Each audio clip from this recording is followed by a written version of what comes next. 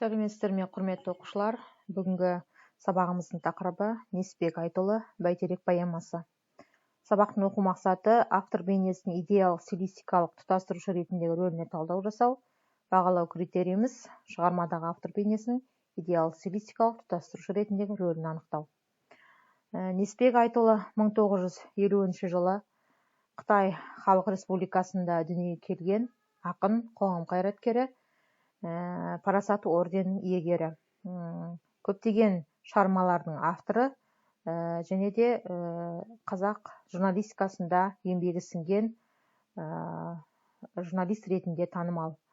Шығармаларына келетін болсақ, алғашқы балалық деген өлеңі 1965 жылы Шұбартау аудандық Жаңа өмір газетінде жарияланған, және де 1974 жылы Құз көш деген атпен алғашқы кітабы жарық көрді. Көптеген шығармалардың авторы, соның ішінде Жүректегі жаңғырықтар, Әке туралы сыр, Жаңбыр әні, Түнделеп ұшқан тырналар, Рухымның падишасы, тағы басқа. Несіпбек Айтұлы көптеген шығыс Европа ақын жазушыларының шығармаларын қазақ тіліне тәржімалаған ақын. Мысалға, Әлішер Науаидің Ескендір қорғаны, Ләйлі Мәжнүн деген атақты дастандарын қазақшаға аударған. Жалпы Бәйтерек поэмасына келетін болсақ, бізге берілген бұл Несіпбек Айтұлы бабалардың арманы жүзеге асып, тәуелсіз еліміз әлемдік қауымдастықта жоғары мәртебеге ие болғаны, жаңа елорда Астананың бой түзеп, сәулеті артқанын Бәйтерек поэмасы арқылы керемет сипаттайды. Ақындың суреттеуіндегі Бәйтерек елорданың ғана емес, қазақ елінің арман мұратын әйгілеген рәміз тәуелсіздігіміздің асқақ мұнарасы ретінде танымал. Жалпы Бәйтерек туралы біздің білетініміз, балалар, ол біздің осы Нұр Сұлтан қаласында орналасқан ал биік ғимарат ғана емес, сонымен қатар Бәйтерек ағашы туралы түрлі аңыздар да бар. Сол туралы кішкене ғана видео ролик тамашаласақ қазір.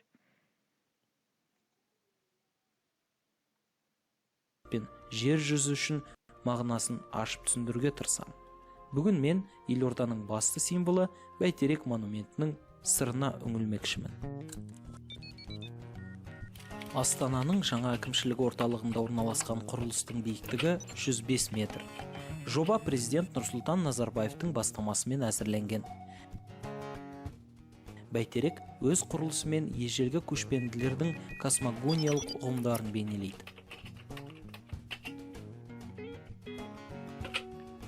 Көшпенділердің аңызы бойынша әлемдер тоғысқан жерде әлем өзені ағып жатыр. Оның жағасында тіршілік ағашы Бәйтерек өсіп тұрыпты. Ол тамырымен жерді, діңімен жердің бетін, ал ұшар басы тәжімен аспанды ұстап тұрған екен. Жыл сайын сол ағаштың шыңына қасиетті самұрық құс жұмыртқа салады. Ол күн. Оны тіршілік ағашының түбін мекен еткен айдаһар жұтып қоя берді. Бұл жаз бен қыстың, күн мен түннің алмасуын, қайырымдылық пен зұлымдықтың күресін білдіреді.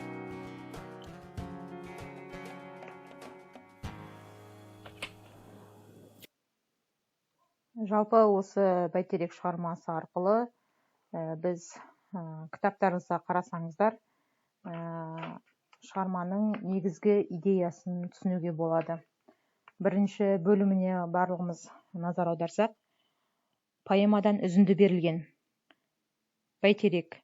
Түбіне тіршіліктің тағдыр ие, Тәңірдің құзырында бар дүние. Қызыл тіл қара тасты балқытады, келгенде қыл-қобыздай зар күйіне. Сүрінбес, су төгілмес тілім жорға, атасы ақбажырдың пірім қолда. Шақырып әруағыңды атыңдатап, өзіңе сиынбаған күнім бар ма? Өлеңнің ақтаңгері арғы бабам, басынан ешкім асқып қарғымаған. Түсімде тәуелсіздік падишасы, ақ қағаз, алтын қалам берді маған. Жалпы осы тәуелсіздік символына айналған Бәйтерек монументі, Бәйтерек символы осы Несіпбек Айтұлының шығармасында тәуелсіздіктің символы ретінде тамаша сипат алған. Сонымен қатар балалар, сіздер осы шығарманы оқып өздеріңіз мазмұндайтын боласыздар, және де мен сіздерге бірнеше тапсырмалар беретін боламын. Бірінші тапсырмаға назар аударсаңыздар, бұл жерде сөздер, Бәйтерек поэмасынан сөздер беріліп тұр. Пір, құлқын, қарабастың қамы, пақыр, томаға, тулақтай, тарпаңдай, ғазауатқа. Яғни бұл сөздерді біріңіз естісеңіздер, бірлеріңіз білмеулеріңіз мүмкін. Бірінші өздеріңіздің түсініктеріңіз бойынша анықтамаларыңызды жазып аласыздар. Сосын сөздіктегі анықтама бойынша, яғни интернет желісінен сөздіктен осы сөздердің анықтамасын табасыздар, және де осы сөздердің негізінде сөйлем құрайсыздар. Астында дескрипторы құрылып тұр. Осы PowerPoint материалын мен неге классрумға салатын боламын, сол жерден сіздер қарап тапсырманы орындайтын боласыздар. Бұл біздің бірінші тапсырмамыз, балалар. Екінші тапсырмамыз Блум таксономиясы бойынша сұрақтар беріліп тұр. Сол сұрақтарға жауап бересіздер. Бірінші, бағалау. Поэмадағы азаттық, тәуелсіздік ұғымдарына өз көзқарасыңызды білдіріңіз. Екінші, жинақтау.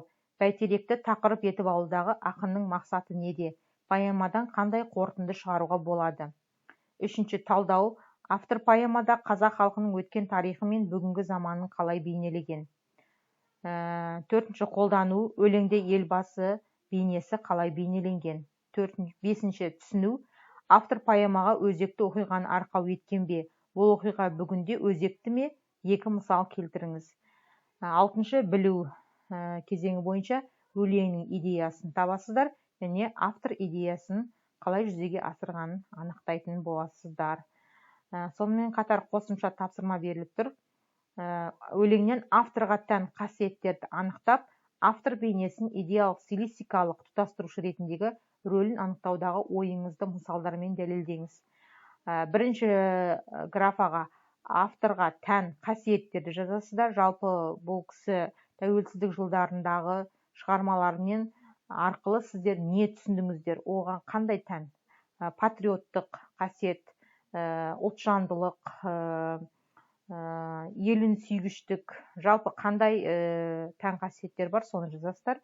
Автор бейнесінің идеялық стилистикалық тұтастырушы ретіндегі рөлін Бәйтерек поэмасын оқи отырып, сіздер автор бейнесіне қандай баға бересіздер? Өзіңіздің ойыңызды екінші жолға жазасыздар.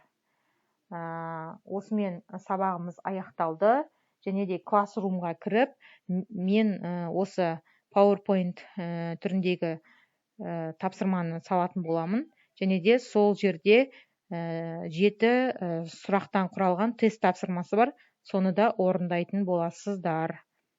Сау болыңыздар.